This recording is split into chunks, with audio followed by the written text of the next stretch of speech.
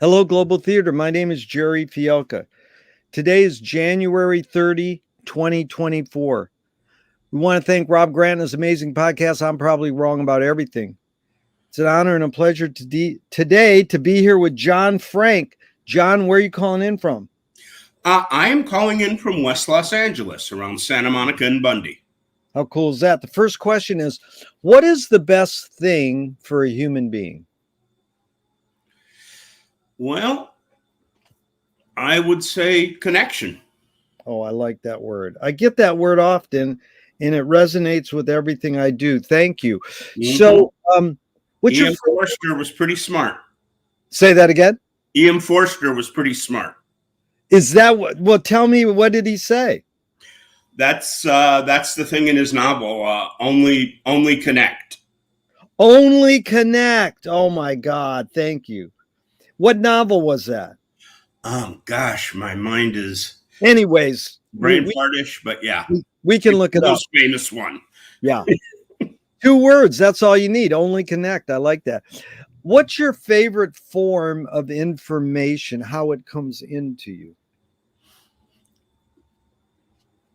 You know, I'm a big fan of ambiguity, because what you find is the real world is full of ambiguity. So to be able to have information in a form where you can see all sides of it and everything, and the answer just isn't one little sentence or one thing you can boil it down to, and to be able to find that answer and live with that answer. That's my kind of information. That is so cool. Why do you think humans collect or gather information?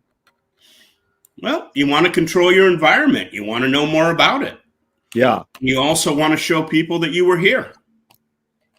Yeah. Do you think this need or want to collect information is more innate or more invented?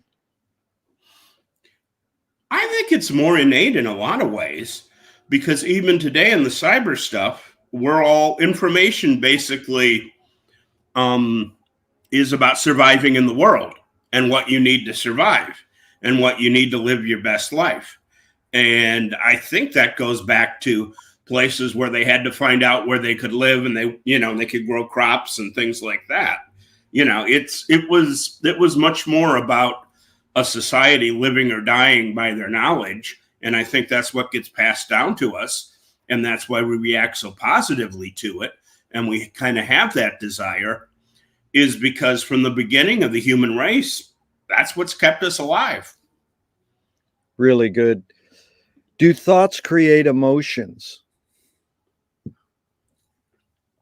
Yeah. Yeah, they can. And thoughts, well, I'm going to give you a quote from my favorite writing teacher, Joseph Hansen. Emotions are not facts. So yeah, thoughts create emotions. And sometimes emotions, how you respond to something. I don't know if your thoughts and your emotions are two different things, but how somebody responds to it is, how they've been programmed, what their thoughts are. That's really interesting, because now, is this a teacher that you studied with, and is it Hansen, Hansen? Joseph Hansen. I'm actually doing a project on him at the library. He is just a brilliant underread writer. He has a series of detective novels, the Dave Branstetter novels. There's like 12 of them, and they're all these beautifully elegant, about 160 pages each. And it's detective novels in the classic sense, but it's with, gay life in Southern California and, other places. He just chronicled that brilliantly, like a Balzac or anybody else of, Proust or anybody else of that time. And I highly recommend. There's actually a podcast with me talking with people who know about him. Well, I like that. I like that quote. Emotions are not facts. That is true. I just wanted to follow it up with a quote by Shelby Foote, who said, "A fact is not a truth until you love it." And let me know your thoughts on his quote. A fact is not a truth until you love it. I would say so. Yeah. I would say that in order for something to become true to you and you know it's true, you have to go a little deeper than just accepting stuff. You can look at what you believe in, and if you don't, I don't know if love's the right word, but I guess it is, because you're devoting time to it, you're finding out what it is. And I would say that's 100%. Is that you do have to love and you do have to invest in it to really make something a truth. A fact is kind of dry. A fact is something that's, math and stuff like that even isn't like that. But, a truth is knowing it, not just, we get back to thoughts and emotions, but knowing it not just in the thoughts, but knowing it in the emotions. Then you really appreciate it. A lot of histories like that, I think. Yeah. That was good. John, fill in the blank. I don't know what I think until I say it. Wow. That's exactly what McLuhan said. Joan Didion says, "I don't know what I think until I write it."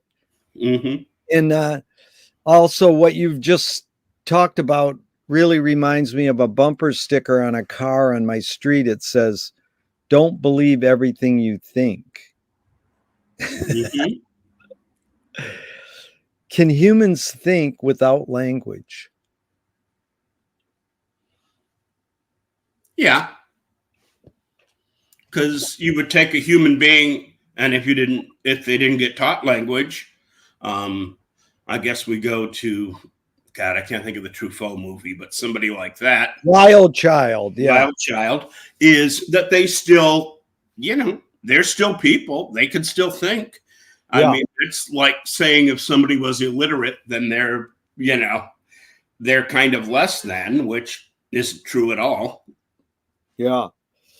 Chomsky says a language is not just words. It's a culture, a tradition, a unification of community, Mm-hmm. a whole history that creates what a community is. What do you do when language doesn't work? When language breaks down, what do you do?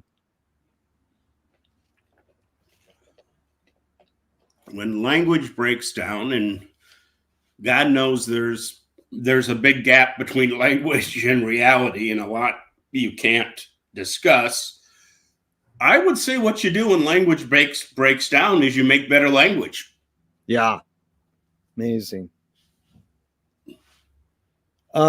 Your observations of humans in general, are we more thinking beings or more feeling beings? Here again, I think there's less of a distance between that than we realize.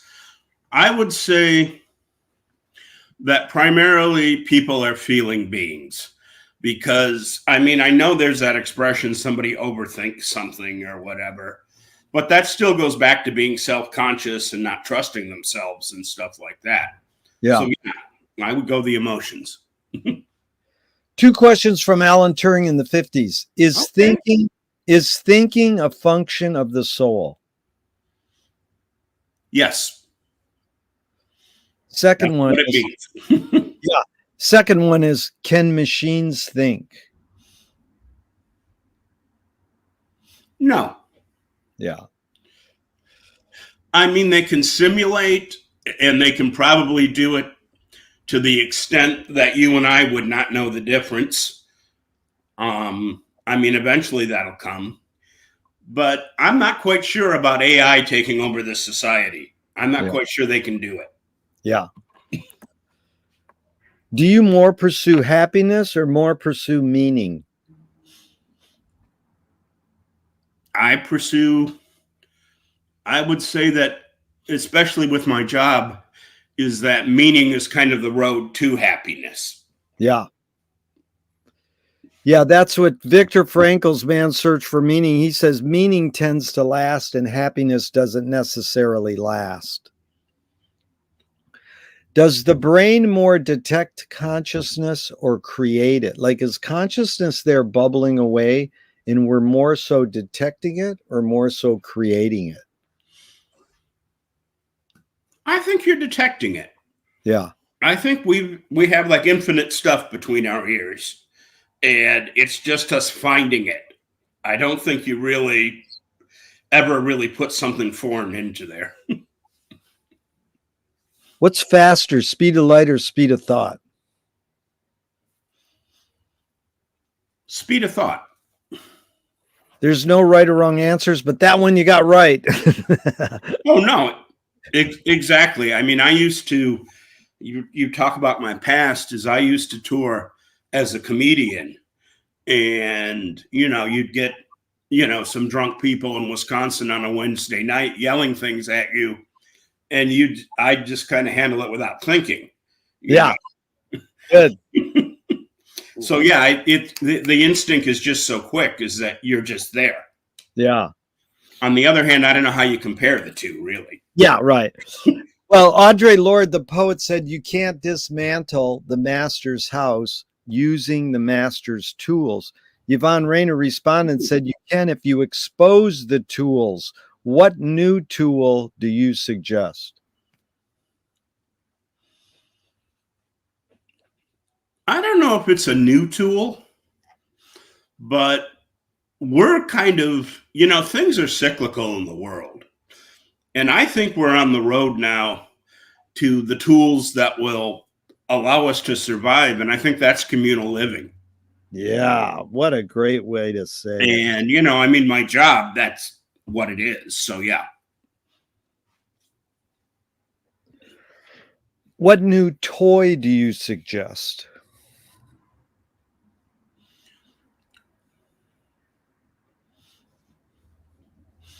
What new toy?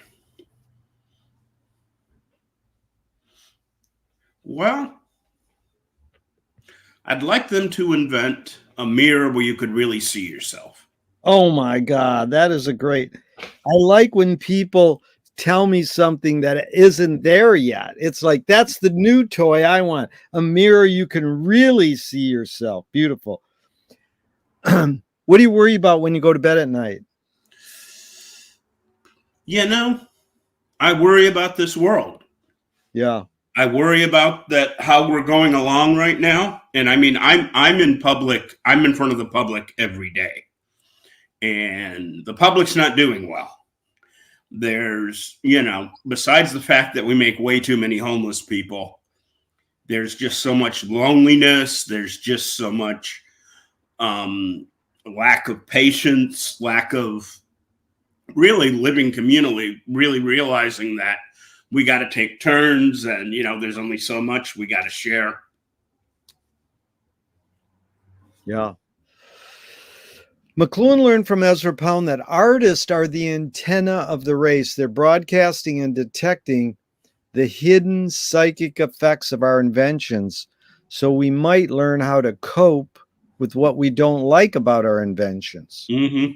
So, John, I asked you the question Marshall probed his whole career. Why do we ignore the hidden psychic effects of our inventions, even though the artists are broadcasting them to us? Well, you always like the shiny new thing. You like the toy. Yeah. You also just like the surface. Yeah. You're talking about going beneath the surface. Yep. That is not what people instinctually do. Yeah. Do artists have moral obligation? Well, human beings too, and artists are human beings. So yeah. Are you more afraid of new ideas or more afraid of old ideas? I don't know if I have that big a fear of ideas, but I would almost say that a lot of times I'm more afraid of older stuff, because things that you've been relying on for a while. And that's one of the things that I've found, especially, since the pandemic and everything, is that what you relied on, the old stuff, then yes, I was always there. I could always rely on it. It ain't there anymore. A lot of things. Yep. Can you conjure up your earliest memory or one of them?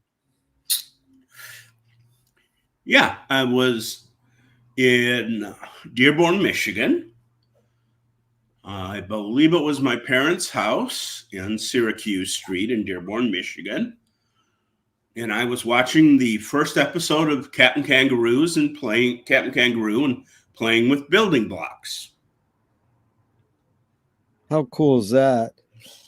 Is memory more a curse or more a blessing? Depends how you use it. Yeah. If you're going to use your memory to, keep remembering really well everything you did wrong, then it's a curse.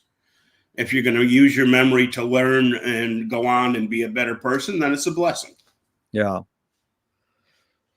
Tell me someone within your immediate family and then outside your immediate family, just briefly, who had an impact on you, kind of like a role model. And what specifically was that impact? I would say my dad, because he came from a poor background. He started as a meter reader for the gas company and ended up as a vice president. And throughout, he was always there for his family, always sacrificing. Really, up to his last years, just put his money where his mouth was, helping people out in a lot of things. And, there are a lot of situations where I say,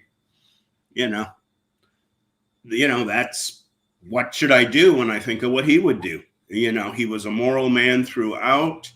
And, he had a very challenging family that he never turned his back on. And when you realize what a lot of other people had for fathers, I think I was really blessed. Wow. Really beautiful, John. Same question outside your immediate family. I'm going to say Joseph Hansen. Really? What age? Artist. What age did you encounter Joseph? I took Joe's class at UCLA in 1984 when I first moved out from Michigan. In Michigan, I had never really known somebody who was a professional writer, a professional artist. And you think about, one of the things is that I'd always thought, well, if you're a really good writer, then you're going to just be a son of a bitch. You're going to be a nut. But Joe showed that, no, you can be as good of a writer as you can be and not being, a jerk. And he was, God, you would take his class, you give him like 10 pages. He would do a line edit like an editor would do. Then he would give you like 2 or 3 double-spaced pages of notes. I mean, my saying was, I think he spent more time in the material than I did. And, it's just every time that I've dealt with writers groups and everything I've done, just he has always been the model, how Wow. he treated himself and the dedication he had. It's beautiful. Did your parents raise you a particular religion? Mostly Episcopalian. But there's also a Romanian Orthodox half of me. And you can see in the Episcopalian, I was in the 60s, folk masses and things like that. And it's very tasteful. It was almost Puritan. They would just have like a little wooden cross. Then you'd go to the Romanian Orthodox Church and you'd see Stations of the Cross with Jesus bleeding all over the place and incense and all of that stuff. So it was kind of 2 different kinds of religion, Wow. John, hold on 1 second. I Sure. forgot to turn the phone off. And now it is off. So the follow-up to that question is, do you pray? Yeah. If God exists, what would you like God to say to you after you die?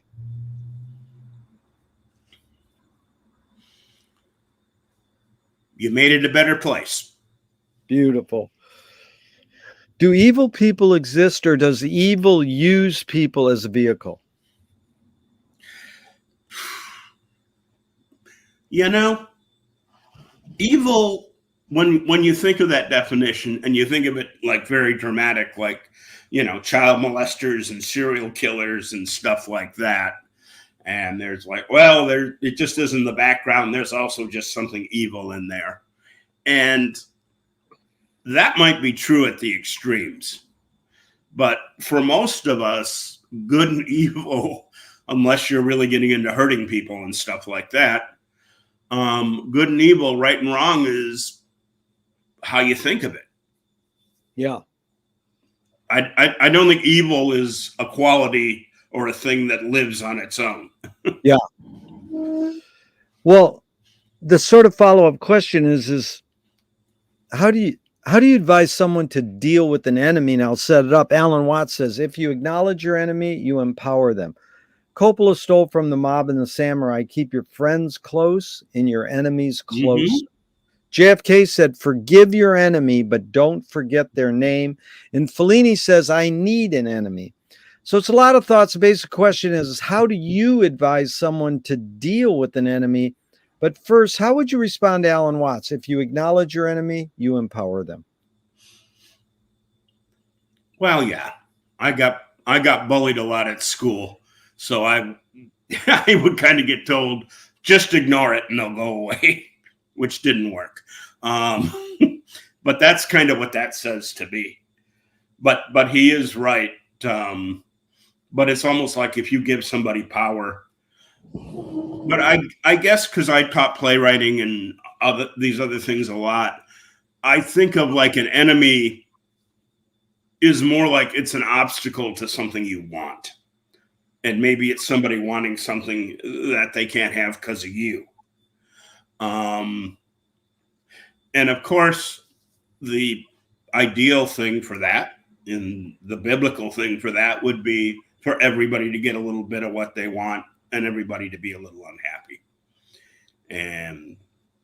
But as far as enemies, if somebody's just, coming at you with ill will, I don't know if it's that much about you. It's about how the other person's dealing with it. And kind of figuring out why they're acting the way they are, and kind of figuring out what you need to do if there's a way out of straightening it out. But, Yeah. I don't get a lot of enemies that are like you have showdowns with them or whatever. It's well put. Nassim Taleb said games were created to give non-heroes the illusion of winning. In real life, we don't know who wins or loses, but we can tell who a hero is. Then my friend said, well, villains don't think they're bad. Of course not. They want control. Heroes want freedom. And Gregory Bateson said, when the criminal gets caught, does he go, whoa, my criminal skills weren't up to snuff that day? Or does he go, I did something morally and socially wrong? Basic question is a lot of prompts, but basic question is, does punishment work? Not always. I don't think there are a lot of cases where you give somebody a timeout or you make them pay a lot of money, and that's going to fundamentally change them. For a weird example is, our ex-president, and that just made him more determined, right? And well, let me ask you a question I've been asking people. Mm-hmm. If Trump gets thrown in jail, he writes a book and says, I'm sorry, I did wrong, would you forgive him? Probably not. Yeah. Because what you have to realize about forgiveness is it's a wonderful thing, but it's not a cheap thing. It isn't that you just say, I forgive you. It's people have to take actions they have to realize what they did was wrong. and you have to take actions not to do it again. That's how you earn forgiveness. Just writing a book saying you're sorry, no. Go build some houses like Jimmy Carter did. So well put, John. You are really a good human. I really got inspired by that answer. Thank you. James Joyce was the first projectionist in Dublin 100 years ago. He basically checked out. He said, "This is stupid. Why should I go inside a building and see a movie of a tree when I can go outside and see a real tree?" And Faulkner said the same. He said, sometimes the best fiction is more true than journalism. Why do we have to recreate things in order to get them? Why do we have to go to a theatrical play of people acting out life? Why don't we just live life? Well, those are two different activities. You would say that if you're just going to go out and look at some trees, you're going to go out in the park or the forest or whatever and look at some trees. That's one thing. If you're going to look at a painting of a tree, that's an entirely different thing. All at once, it isn't looking at a tree, it's looking at how somebody saw a tree. Yeah. And those are two different things. And I don't think you can say, well, I can go see trees, and that replaces somebody seeing a tree with a point of view that's different from yours. Yeah. Well, John, walk us through your, just briefly, your tipping points and what caused you to pursue theater, pursue English lit, and pursue library arts, being a librarian. Okay. I had a big love in college for drama, still do, classic. And there is something to being inside a Shakespeare play. There's something to being inside a play. You love reading Hamlet, but then when you get to go and be the gravedigger and you're living in it and you're talking to a guy who's acting like Hamlet, it was really attractive to me.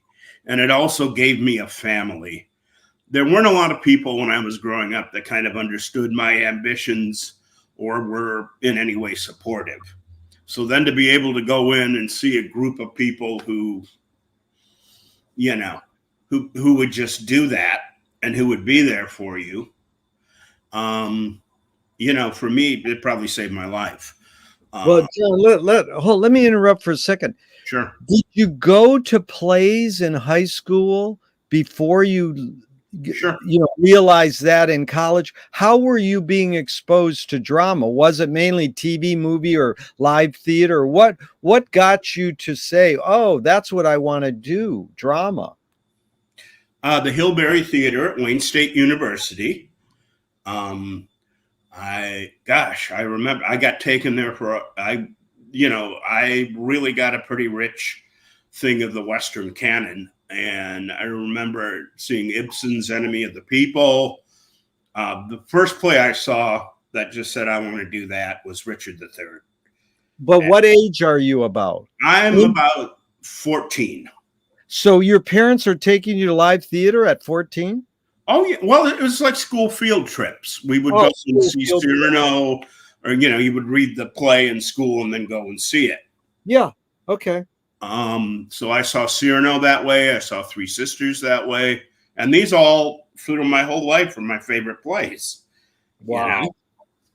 And I actually studied theater there for a while and did get to act on the same stage that I saw those plays on, which was really kind of wonderful. So then you're going to college to study English lit or theater, or both? Which one did you go? Both. Both right off the bat. I got there more with the ambition of journalism and writing. And I think because of my background, there is kind of a fundamental loneliness to those things. And I was kind of a lonely person. So to be able to do things in a group really, really was what I wanted, But let's go back there again. What was the writing that you were reading that said, "Oh, I can write"? Was it playwrights, Shakespeare, or were there other authors that were, or journalists that were inspiring you? Oh, I want to pursue the actual writing process. Well, I remember it, and my parents, here again, God bless them, they bought a house literally with a library in the backyard. The Snow Branch Library was maybe 40 feet across the vacant lot, and we Wow. had a library. So I was watching The Adventures of Sherlock Holmes, the Basil Rathbone one, and I thought that was kind of cool. So during a commercial break, I could do this. Literally, I went to the library, got the complete Sherlock Holmes out, and reading Conan Doyle. I said, I want to do that job. Wow, that is cool. I had that like 2 blocks from my house too in Flint, Michigan. Good man. Civic Park Library, man. I love that place. That's really cool, especially you probably were watching Soupy Sales too, eh? Of course, love Soupy Sales and White Fang, and I mean, we could talk about Johnny Ginger or Koopek Paul and Captain Jolly, Wanadon. So then you're pursuing English. Ended up writing for Johnny Ginger for a little bit for his. Did you really? Wow. Yeah. So you go into English lit, you go into theater. What's your tipping point to become? And then did you say you taught playwright? Yeah, I was involved with my own theater, me and a partner, for probably must have been almost 10 years, and we did all original. It was out here, and we did all original works and developed in house. And I went to enough places that I'd been in a few different theater groups, and I'd went to enough places and been to enough things where, seeing how people put plays together, and said, Then what kicked you over to being a librarian? Okay. I give this answer. It's kind of glib, but it's actually true. When you run your own theater, you write a lot of checks. Yeah. When you're a librarian, the city gives you a check. Yeah.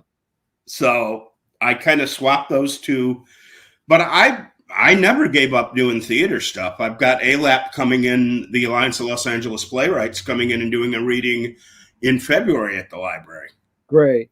And it's just still, I've been able to program a lot of amazing things. And got up at Palisades. We just had a beautiful Shakespeare's birthday, and I've been able to produce a lot of things. I find out that as much as I like writing, I might be a little better producer than I am a writer, and that's a lot of what I do at the library.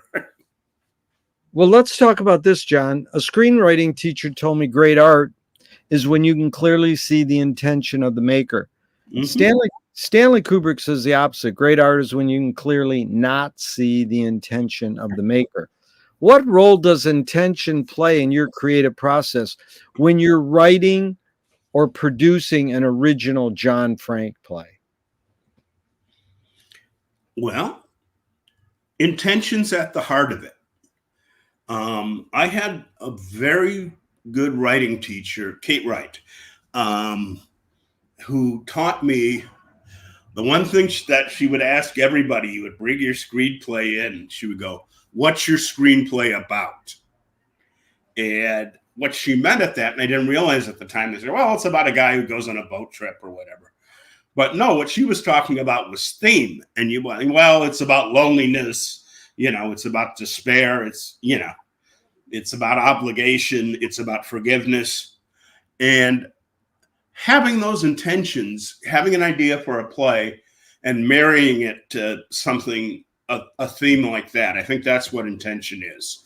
I think you start out, or at least I did, I get an idea for a play, and I said, that'd be pretty cool. But rather than just writing it out, it was, for me, I eventually would sit with these things for a while and say, okay, what's so interesting about this? And that's where intention comes from. Duchamp said there's no art without an audience. How much do you think of your potential audience when you're writing your play?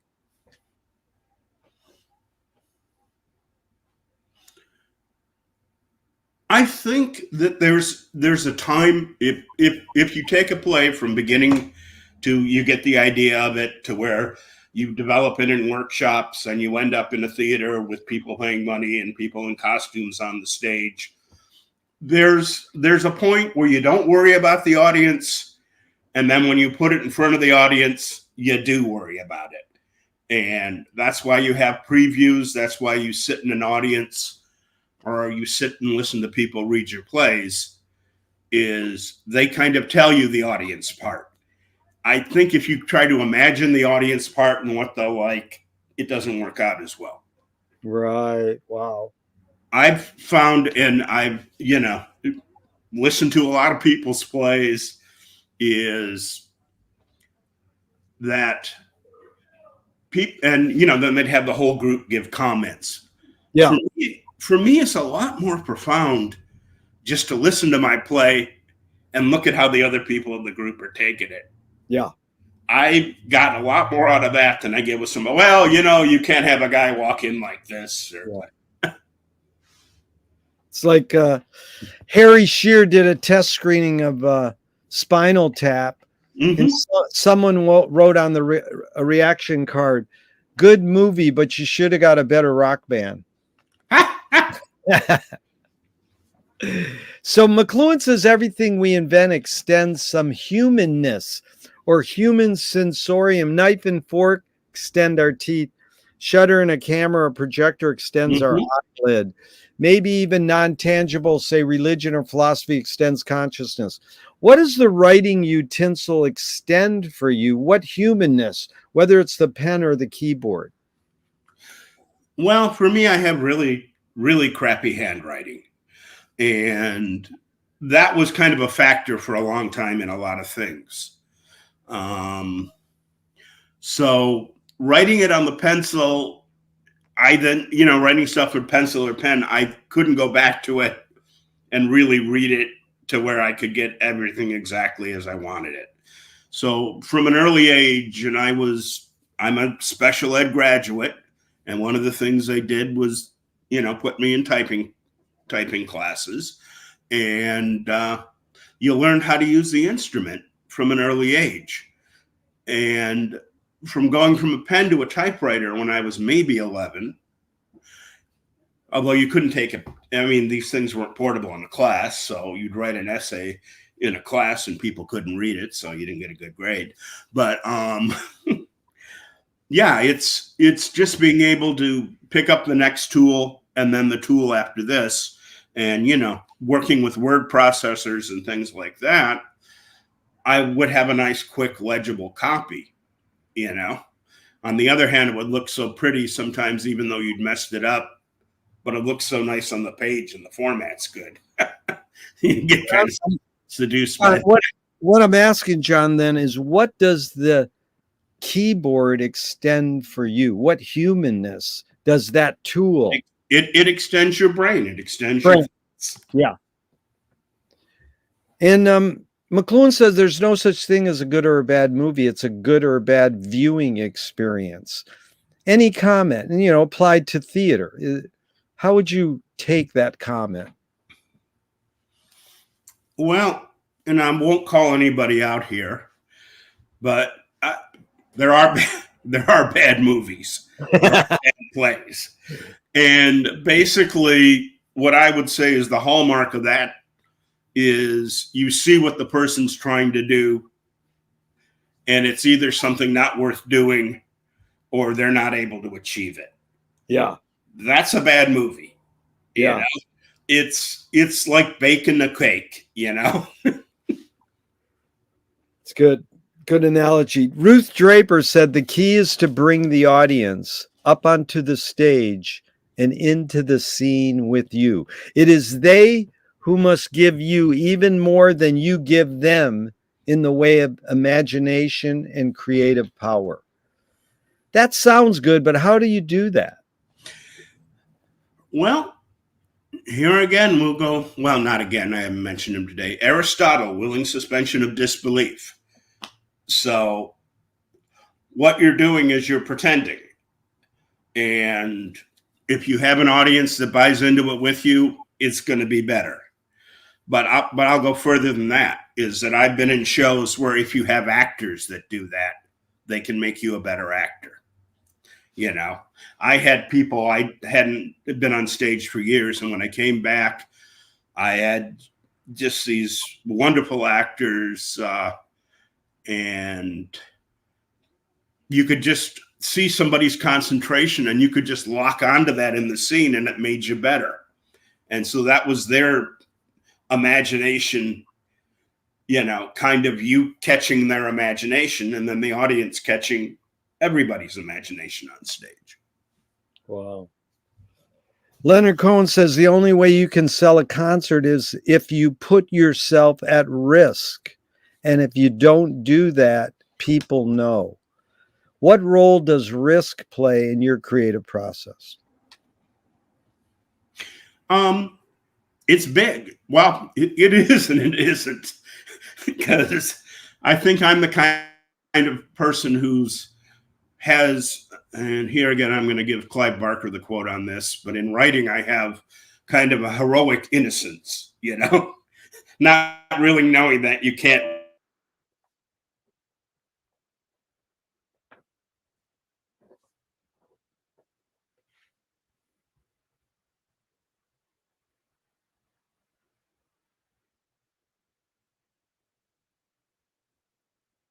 Okay, hang in there. Hopefully our connection will come back. John Frank is librarian at Venice Public Library and hosts events and special programming. He's currently helping us celebrate James Joyce's birthday on February 2nd. Okay, John, are you there? Okay, let's see. You want to go out and come back in? And here I am. Sorry. Sorry about that. No worries. I think you got to turn your camera on. Okay. Let's just see. Yeah, sometimes those things happen. Yeah. Let me just. And you could go. Yeah, that's it. Device is not connected.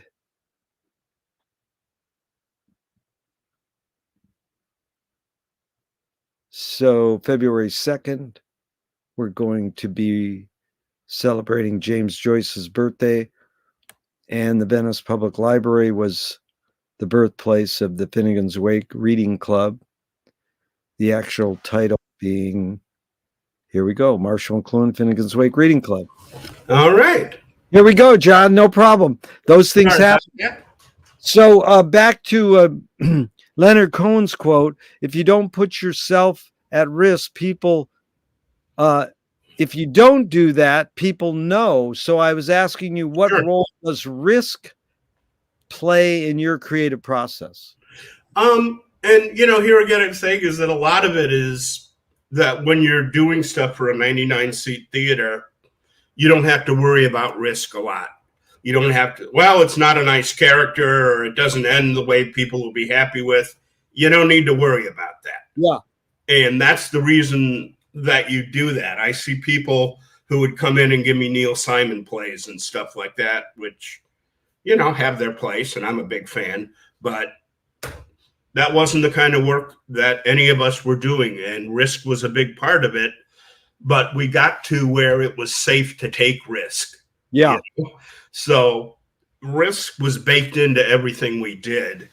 When you get involved with this kind of theater out here, a lot of people want to jump on and, you know, so agents can see them and things like that. It's very hard to get a hard core of serious people, you know? Right.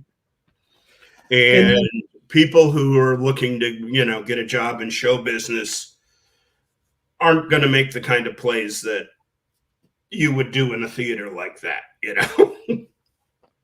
What does courage mean to you now? Courage means doing stuff even though you're scared. Wow.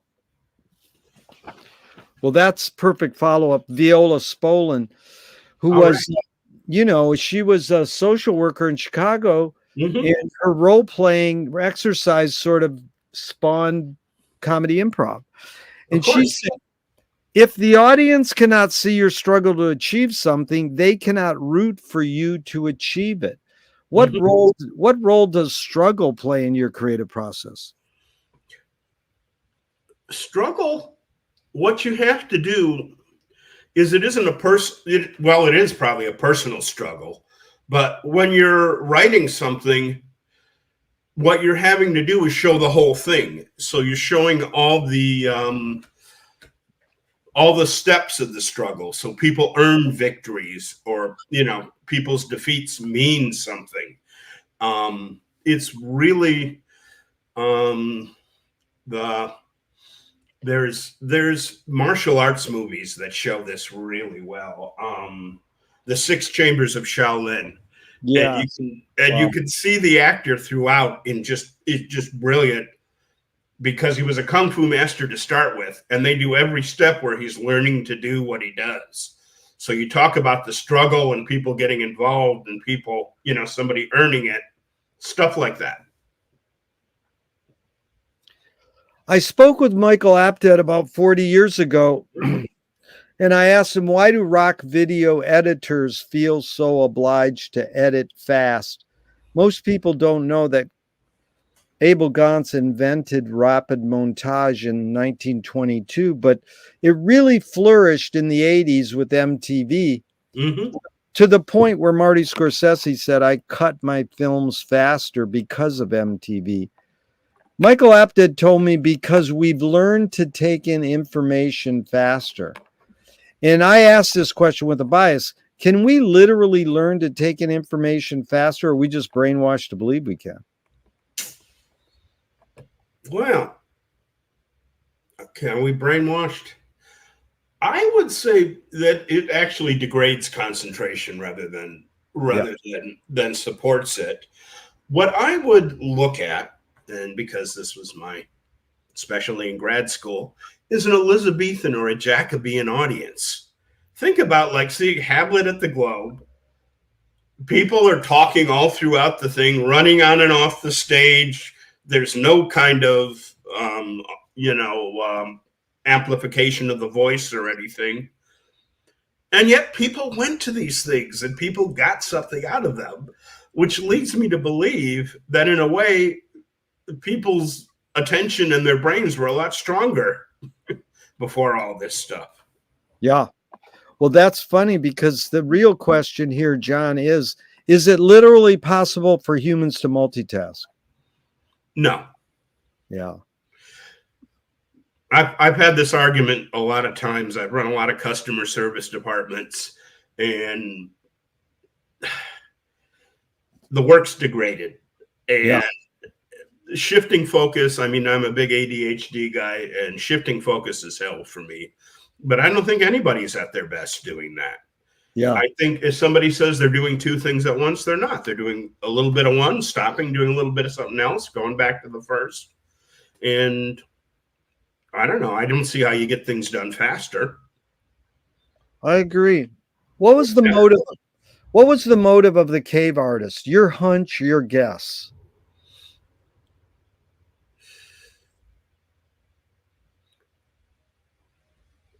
Wanted to show people who weren't there this cool thing that happened. That's it. What's more important, conviction or compromise? Compromise. Conviction's kind of brittle. It's a lack of flexibility. Whereas compromise, you can do a lot of things. I agree, John. It's really fun, and I appreciate this.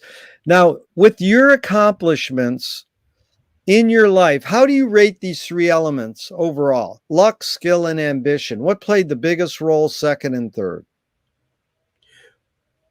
Well, I've never been a particularly lucky person. And, I've got a lot of natural talent, so skill is there. But I'd say ambition, Yeah. because ambition is when you get out of bed and start stuff. Yep. T.S. Eliot said poetry is outing your inner dialogue. What language is your inner dialogue in? I'm English, when I was taking French, and I'd gotten to where I was in Michigan, so you learn this school book French, and you go and talk to an actual French person, and they don't know what you're saying. But I remember reading like Camus in the original and Moliere in the original. Wow. And then at night you would kind of dream in French, and not quite the Alexandrines, but But I would dream in French when I had been reading in French. Yeah. But it's a little more, or also try it metaphorically. What form is your inner consciousness in? It's kind of like a comedy act. There's a straight man and there's a punchline guy. Wow. And I would say kind of a Laurel and Hardy comedy act. Oh, wow. Where they kind of support each other and nobody's really the smart one or the bossy one. What's the function of laughter? Oh, man. That just makes you feel good you're alive. And it makes you see things the way they are. And it makes things not overwhelm you.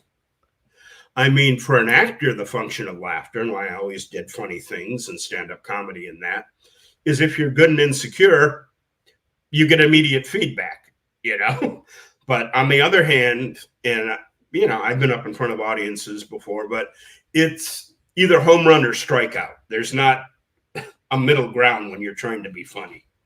So you talk about risk. Yeah. Yeah. Gurdjieff said the function of laughter is the reconciliation of yes and no. But I love when McLuhan would quote Steve Allen, behind every joke, there's a grievance. What's your take on that? And just drop the word every. Behind jokes, there's a grievance. Any thought on that line? Of course. Yeah. Comedians have nice chips on their shoulders. People who are serious about the work.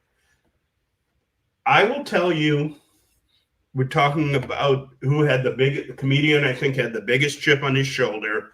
And I had the privilege of seeing him in New York, was Andy Kaufman. Yeah. They're just a hostility towards the audience. Yeah. And there's never that moment where he says, oh, we're just kidding around. Yeah. And I kind of admire that. When I saw him, he sang the entire 100 bottles of beer. Caroline's was packed. He did 100 bottles of beer. He would do one like Elvis, one like Marlon Brando. I remember him getting down to 23 bottles and losing his place and starting over again. And at the end, it was a packed house at the beginning. At the end, it was 3 of us, and he shook everybody's hand, thanked us for staying. Oh my God, that is a great story. But that's a real hostility towards your audience. Hello. Talk about standing on the shoulders of your giants. Yikes. But, 2 of my heroes, George Mangiapelli, who started the Ann Arbor Film Festival over 60 years ago, his mantra is ignore yourself. Jonas Mekas says there is no self-expression. And Cecil Taylor says, I'm just a vehicle and this stuff just comes through me. Is art making more self-expression or more your vehicle for whatever technologies, environments, and culture is dominant? I'm going to go with number 2. Yeah. Because, the other answer, what you're doing is you're being self-conscious. You're saying, well, something that you've got in your mind is, that there has to be a pipeline, that you have to, be very conscious about getting it out. Whereas if you can just put it out freely, not censor yourself, it's the same material. It's the same base, except you get it pure that way. You're really wise, John, and you're articulate and concise. I appreciate this. It's actually, I'm paraphrasing it, but it's Steve Martin loves to quote David Mamet. Art is made with the unconscious mind, the not conscious mind.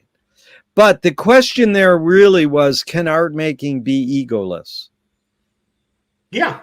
Yeah. Well, no, it can't, because everybody's got an ego, and it's always coming out of somebody's consciousness. Yeah. So what you're looking at is you're looking at getting rid of the gatekeeper between your mind and the world. And I think that's what it's about. Is perception reality?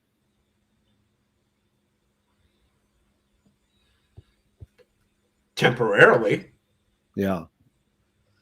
Yeah, like another great Michigander, Lily Tomlin, said, reality is just a collective hunch. Mm-hmm. Wayne State graduate. There you go. Lewis Carroll said, I believe as many as 6 impossible things before breakfast. Have you believed in any impossible things lately?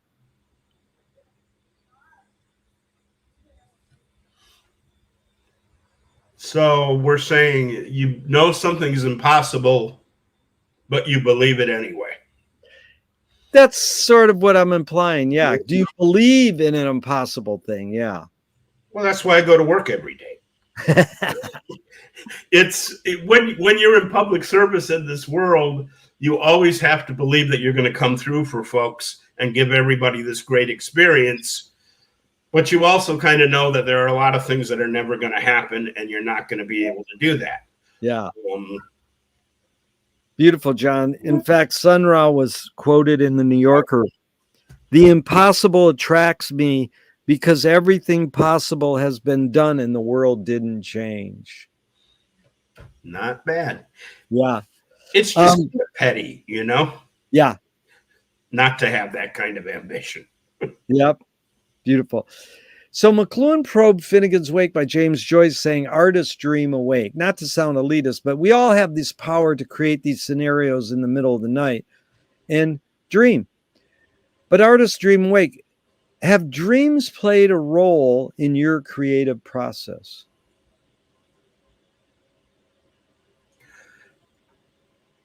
I'm going to say, I don't know if this will answer it. I wouldn't say dreams where you go to sleep. That probably doesn't. But especially as a child, I spent a lot of time daydreaming, making up stories, stuff like that. And so I would say yes. Yeah. Why is it so difficult for humans to consider the possibility that life may be pointless? I'm not saying life is pointless. I'm saying, why is it hard for humans to consider the possibility that life may be pointless?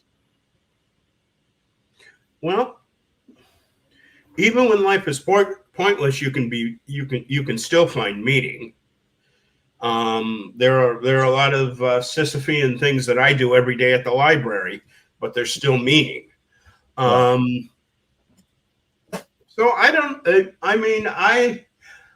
I will tell you, I had a profound insight when I was maybe 8 years old in my swing set in Dearborn, Michigan. And I realized that my consciousness was never going to shut off, even after I died. Wow. And people picked on me and doing so many things that I really, for years, looked on that as a curse, that this thing was never going to turn off. Wow. Well, that fits with this. Tell me one major element of your creativeness that stayed the same and one major element that's changed in the years you've been doing this. Joy has been a constant. Even when I struggle with a play, even when you got to break things up, I've always been happy. It's always made my life more than it would be if I didn't do it. Right. So just the joy in any of these kind of endeavors, there's nothing that can replace it. For what I've learned, well, ADHD, later in life, your brain matures. So you kind of learn that the first thing you say isn't written in stone. Yeah. Is that you can go back and change a lot of things. Is that that's kind of the wonderful thing about writing, is that if you don't like it, you can erase it and go in a different direction. It's really But I good. was always one for once the pen hit the paper, okay, that's where we are. Yeah. Well, I love that emphasis on ambiguity early on too. But in regards to the joy being a constant, what an amazing thing inspires me. Where do you think you got that more from the way your parents raised you or on your own? On my own.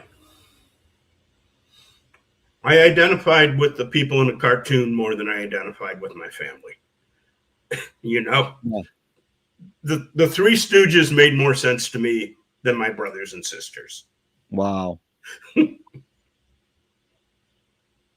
I once told my sister when she had her first child, I said, well, whatever you do, make sure your son watches the Three Stooges growing up, sort of jokingly, but I knew how much kind of joy and happiness they brought me, and fun, like that, like back to ambiguity, but it's like sort of like reckless abandon. They live in their own world. Yeah. I mean, I was always attracted from a very early age, and I remember watching it on watching a lot on TV. Is like Laurel and Hardy, W.C. Fields, Abbott and Costello. Yes. All these, real stylized guys with derby hats and that, and it was just a different world, and that was just fascinating to me, and how objects would, you could hit somebody in the head with a hammer and blood wouldn't come out. I've been repeating this line for a few years and I just love it. W.C. Fields was reading the Bible and they go, why are you reading the Bible? And he goes, I'm looking for loopholes. Love it. That was one of the comedians that me and my dad could enjoy together. Yes. Was Fields. He always said to me, oh, anybody who says that, anybody who doesn't like dogs and children can't be all bad. He loved that. Moshe Feldenkrais works with healing and movement. He says it's literally possible to identify a weakness and incorporate it to become a strength rather than we're normally taught to overcome a weakness. Tell me a weakness you turned into a strength. Well, I look at that and I want to say I really didn't turn it into a strength. It was just, I realized it was a strength. So there's, whenever people would always, I would get criticized a lot, as, when I was younger and everything, for kind of an indecisiveness or, wanting not to have confrontation and things like that. But I remember at school they would say, well, if somebody, picked on you physically, then, that was up to you to take care of them because that's how you learn to do things in real life. And yeah, I would just say that my strength, being a patient person, listening to other people, de-escalating fights. Yeah. Come down, see me at the branch. I do that all day. It was looked on as a weakness. And even now people make that assumption about me, because I got big cheeks and that. So I must just be a nice, innocent guy who, won't say boo to a ghost. But no, it's strength to be able not to just, react with, pulling up your testicles, but to really think about stuff and work out solutions so everybody's happy. It's conflict resolution, man. I was asked once, or I asked someone once, why don't we teach conflict resolution in school? And they said, now they do. Yeah. What you find with bullying and conflict resolution and everything is when 14-year-olds can get automatic weapons, then all at once bullying's serious. Yeah.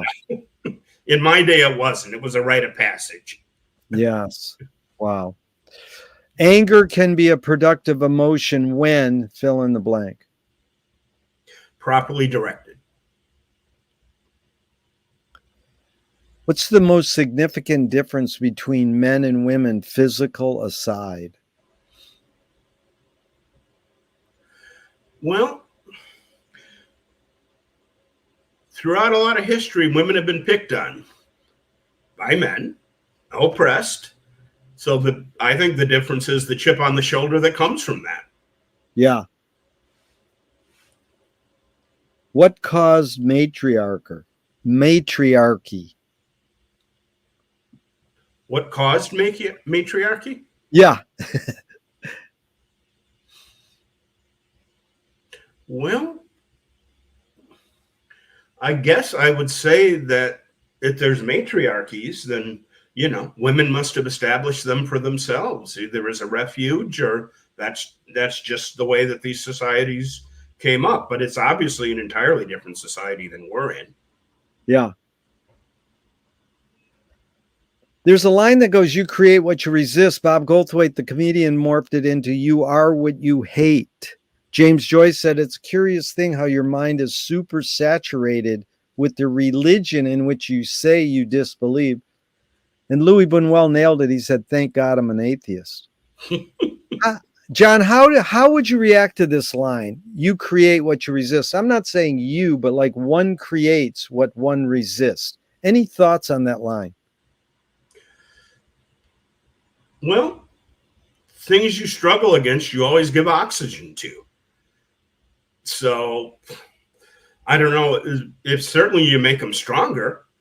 So if you've got, people with a certain attitude or certain beliefs that, and the way they express them, then yeah, that can happen. How do you find peace of mind?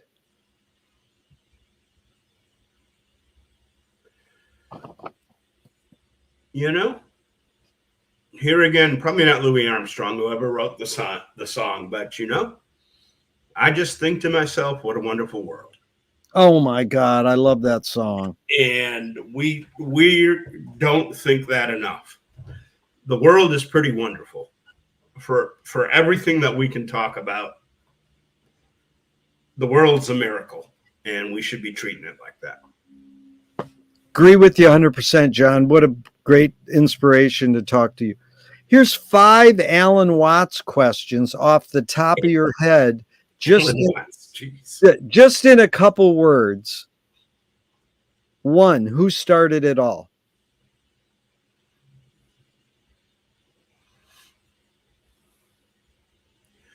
Who started it all? I guess the snake. 2, are we going to make it? Yeah. 3, where do we put it? In our hearts. 4, who's cleaning it up? We all are. 5, is it serious? It is simultaneously as serious as you can get and as funny as you can get. To go. Actually, I take that back because I've always said to folks, funny is not the opposite of serious, frivolous maybe. But when you talk about the opposite of funny, I think it's more solemn than it is serious. Yeah, I like it. It reminded me of Frank Zappa said, I'm very serious about being not serious. Mm-hmm.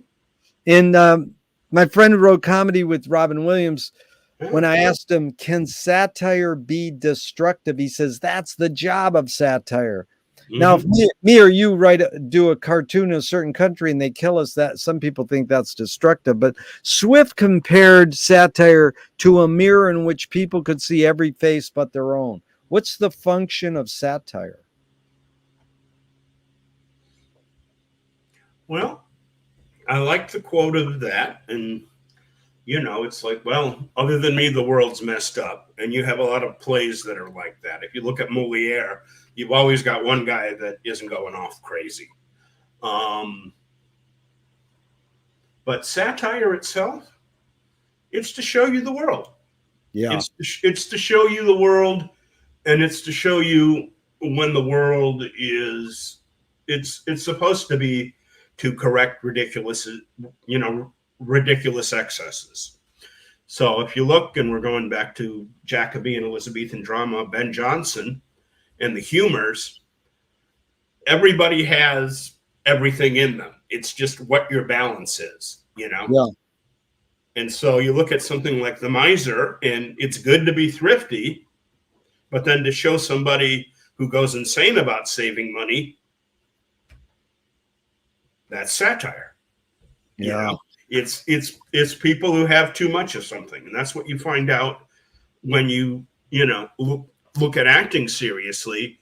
Is we have, I believe, every possible personality in that you can imagine in us. It's just how much. It's amazing. Really well put. Can you forget to die? You can forget that you're going to.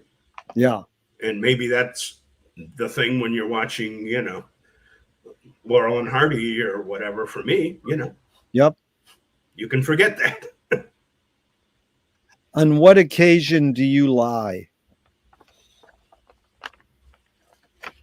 I want to say when it's necessary, but I will say this. I used to, and it's ADHD personality, I lied a lot. These days, not so much. I would say that you lie when the truth will hurt somebody and they don't really need to know it. Yeah. Yep. That's actually the answer I get the most, but it's funny. I love Tom Waits. On what occasion do you lie? He goes, I didn't know I needed an occasion. Yeah. Well, sometimes people get kind of sadistic with, oh, I'm just being honest with you. And truth is not something that you have to get over. Yeah. I like that. Louis Buñuel said, I'm for anyone who seeks the truth, but I part ways when they claim they found it. And, someone said, everybody agrees with that. But one guy goes, that's bullshit. Because if I'm going to seek something, it's because I want to find it. So the cliche goes, the journey is more important than the destination. Why do we have to seek or name a destination if the journey is more important? Because I don't believe that you can really start any project off with, just wandering and just doing it. No. You still do need, to have the journey set out, and going on the journey, the experience of going on it is more valuable than whatever you reach at the end. And that's in a lot of plays. That's the story of a lot of plays. John, we're studying what archiving is and whether it's innate in humans or invented. And, the word comes from the 1400s to keep safe, free from harm. And then in 1600s, it was what we know it as a record preserved as evidence. And, the Egyptians would put things in their tomb, in their coffin with them. Sure. But, we studied Eastern philosophy, and Ram Dass taught us be here now, live in the present. Mm-hmm. In fact, Wyndham Lewis said artists live in the present and write a detailed history of the future. Why do we have to save things when we want to live in the moment? Is this need or want to archive more innate or more invented? Here again, I think it's innate. Yeah. You talked about McLuhan before, and things that, tools that replace parts of the body. Well, I think an archive replaces part of the brain, the mind, the memory. Yeah. Yeah, I've had that. That's our mind. So if you were walking down the street today and you met yourself as a 12-year-old, what would you say to your 12-year-old self? It isn't always going to be like this. Yeah. And also, you're not going to be a movie star. Which way should toilet paper come off the roll, over or under? I'm an over guy. If a publisher was to release your autobiography off the top of your head, what would the title be? Overdue books. I like that. They want to scent the glue in the binding. What smell? You know, they want a scent. What smell? I'm going to say, probably some nice barbecue sauce. Beautiful. If a statue was built in your honor, where would you want it displayed and what would it be made of? A statue made in my honor.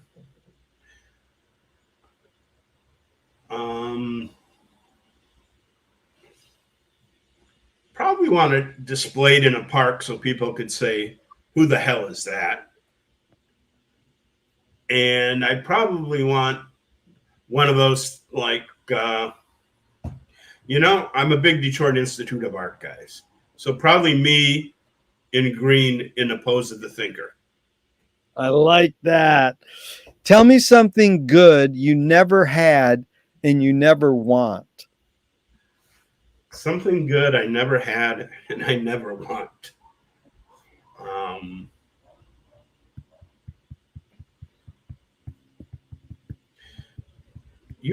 Probably I'm 5'8", probably another 3-4 inches of height.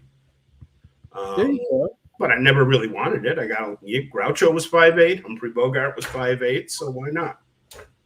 Dude, you got ESP. I'm going to bring up Groucho coming up here. Oh, okay. That's my hero.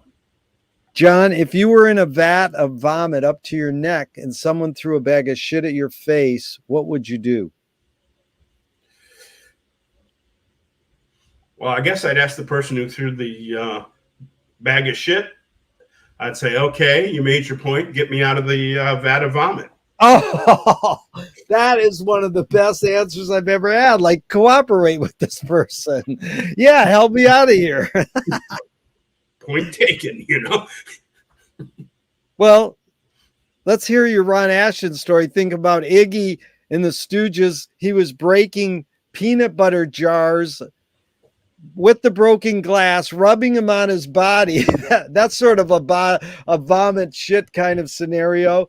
And he was the valedictorian of Pioneer High. How did that happen? Just tell us a story or two of your relationship with the Stooges and Ron Ashton. Well, that comes more from my brother, who's actually an assistant attorney general for state of California now, but he was a drummer. There was a band called Destroy All Monsters. Ron Ashton from the Stooges, Mike Davis from the MC5, and a bunch of others in and out. Ron DeVore, I know at one point. My brother was the drummer. And so we were the first ones to come to Michigan, okay? Or, to come out from Michigan. And and we were all from Ann Arbor.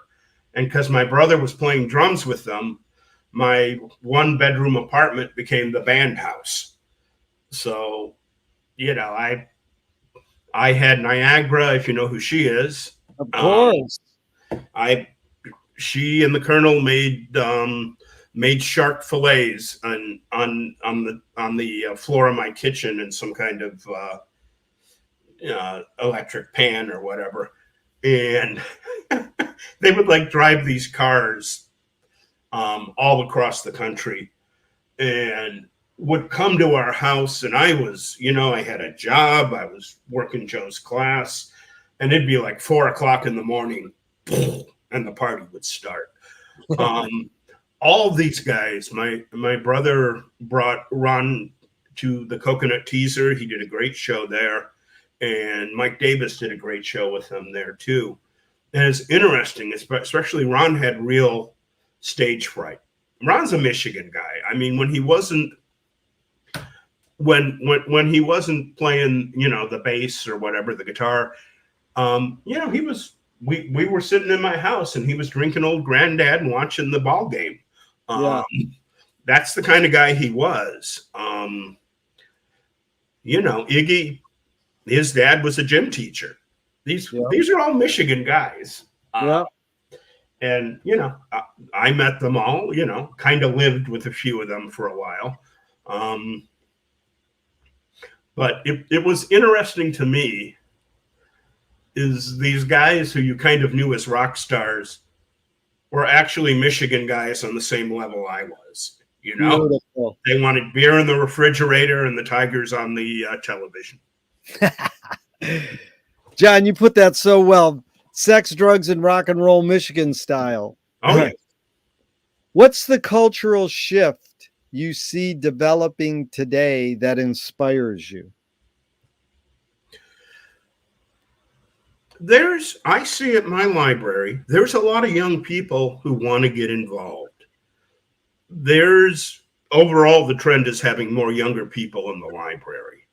But we also have been able to give people a space to do things, whether it's helping out with pets, or, I did for years, and everybody was way younger than me.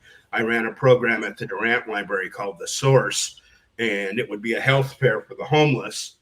And it would attract all kinds of people under 20 to come and man a booth and things like that. Yeah. So that's what makes me feel better. Yeah. Well, since you brought up the homeless, I've been in Venice, coming from Michigan in the 80s. Mm-hmm. I've been here 44 years, for many years. I've helped feed the homeless, befriended. Some of my best friends are homeless. Sure. And, you working in Venice Library, that's a big part of that job.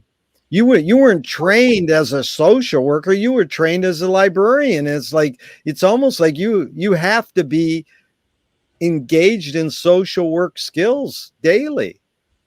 What is it? People want to kind of hate the homeless. And I always go, look at people who live in nice houses do these same things. And how do we bridge that humans are humans and we don't? Why is it demonized, and what can we do about it? Well, humanity, give people their humanity. I'll start with this, is that whenever I get on a panel or something and talk about homelessness, the first thing I say that's an epiphany for some people is the only thing homeless people have in common is they live outdoors. Yeah. That's it. There's a whole bunch of different reasons for doing that. Yeah. There's a whole bunch of different populations. Some people, if I could invent schizophrenia medication that didn't have side effects, you'd be amazed at the chunk that would take out of there. Yeah. But there's some people who like to live there. There are some people who had bad luck, untreated mental illness, drug addiction. There's, everybody's for a different reason. And you have to give people their humanity. Yeah. You have to see everybody as a person. That is, and I spent 9 years in Hollywood at a library at Sunset and La Brea. So I kind of had the graduate course in this. Was that well? I don't like the word worse. Was it worse than Venice, or equal, or better? Why don't we say more severe? Was it? Wow, that's a good. You're a wordsmith, my friend. That was beautiful. Because what you have, Venice is it to an extent, but Hollywood is what we call a destination location. Yeah. So you get new people every day. And the problem with that is there are sometimes a cliche in a movie is a cliche it's the reason because it's true, is that I have people coming in and they got to live outdoors. So the first day they come in, they have to establish that they're not to be trifled with. Yeah. And I have to keep them from going to the jail or hurting themselves. Yeah. And it's something that plays again and again. And that's the one thing that I'm most nervous about, is that I manage. We made it through that encampment. I don't know how, but every day I know people's names. I'll go out there. We'll ask people how they're doing. We'll ask them to do things. Everybody's fairly much cooperative. But that was good, John. People don't see them, and you want to know why? Yeah. there aren't a lot of things. It's like people being mad at younger people being kind of mad at older people. Yeah. That's something that can happen to you. Yeah. And that's something that can happen to you. And you're going to, sometimes people aren't that nice to people that it happens to. Yep. But John, you have this sense of empathy and compassion for humans. Did you get it more from the way your parents raised you or on your own? When I was growing up, and this is in the 60s, I had a very bad case of ADHD. I was put in the special ed classes. I grew up with kids in wheelchairs and things like that. So what I learned from that experience is people get real sentimental about differently abled people, but they're people like anybody else. Some you're going to like, some you're not. Yeah. And I use the same thing here. That there are some people that I like better than others. I'm professional with everybody, Yeah. but everybody's a human being. Some people are going to appeal to you. Some people you're going to feel you have something in common with. Some you don't. Yep. Couple more and we're out of here, John. Really a pleasure. I appreciate your time. What's a question that remains unresolved for you?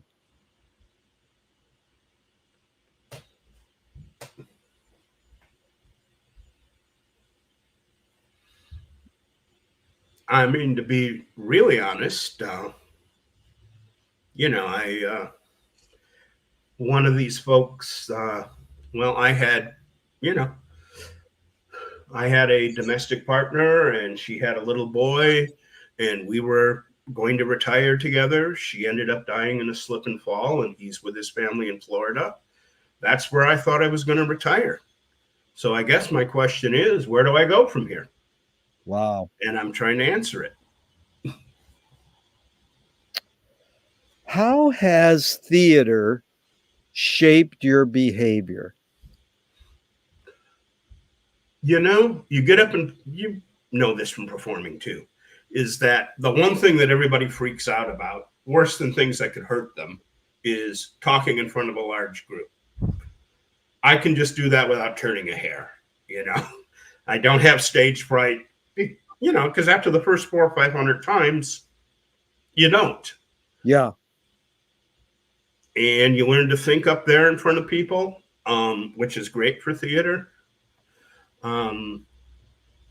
It's exposed me to things that I've, loved all my life. I'm going to be heading back to my old theater school in April to see their production of Enemy of the People in New York at Circle in the Square. And it's, stuff like that is just stuck with me, Beautiful. Which, by the way, that's a hell of a, talking like a librarian, that is a hell of a play for these times. That is a good one for people to read. And not the Arthur Miller one. Get there's a new translation. And it's quite something. Stanislavski played the lead in the Moscow Art Theater. There's a lot more to that play than people realize sometimes. Say the title of the play one more time. An Enemy of the People. Henrik Ibsen. IBSEN. That's James Joyce's main influence, one of them. Yeah. Ibsen. Ibsen opened the door for a lot of folks. Shaw, Strindberg, all these guys. Yep. Well, here's another playwright, Thornton Wilder, in 1928. He said, "Art is confession. Art is the secret told." But art is not only the desire to tell one's secret, it's the desire to tell it and hide it at the same time. You've laid your cards on the table for 90 minutes. I'm not insinuating you haven't already answered this. What's it really all about for you? Well, first of all, Thornton Wilder is a very underrated playwright. So I am very happy that you quoted Wilder there. And I also suggest people go and look at Our Town again. It's an amazing thing. But what's next for me? The big thing is just to keep doing great things where I am. Yeah. I am in a lot of ways. I mean, I've had to come through a lot of therapy and a lot of struggles, but in a lot of ways, I'm happier than I've ever been in my life. Good. You know, but it was certainly a hell of a road to get there. Yeah. You know, what's the last act? I don't know. I get No. so many opportunities to do so many great things at the Venice Library. You know, it's hard for me to resist. You know, Yeah. I mean, when you tell me you're going to bring 60 some people to have us talk about Finnegan's Wake, that's what makes me happy. That's what hits the bullseye for me. Things like that. We're joyous and grateful, man. And that's what you just said reminded me of Frank Zappa. He said, don't stop and keep going. Mm-hmm. And what gives you the most optimism? Young people. Yeah. I see just so many marvelous. It's seeing kids, you know, discovering things for the first time. We had a program which was just amazing. We're going to have this guy back, but it was Louis Cruz Beltran, who I don't know if you're familiar with his work, but great Latin percussionist, Grammy nominated in that. And he came in and did an hour about, you know, Afro-Latino beats and where this comes from and breaking down rhythm and having kids, you know, do various things on the percussion. And I mean, the whole thing got topped off with a samba parade. It was, you know, things like that. It's just joy. That gives me optimism. Boy, you touch my heart more than that. That's what most people say. The answer to that, John, is the youth, young people. And so, you know, the first question I asked is, what's the best thing for a human being? Wilhelm Reich said the best thing for a human being is another human being. And now to Groucho Marx, they asked him the last question, what gives you the most optimism? And he said, other people. It's sure been fun spending this time with another person, especially because it was you, John. Thank you so much for your time, energy, and your wise words. You are a really good human being, and you inspired me to go out and try to make the world a better place. All right. Well, we'll all do that. That's a good attitude. Even though I'm going to hit the end broadcast button, I hope this never ends and we can keep talking forever and ever. You know where to find me. Thanks, John. So long.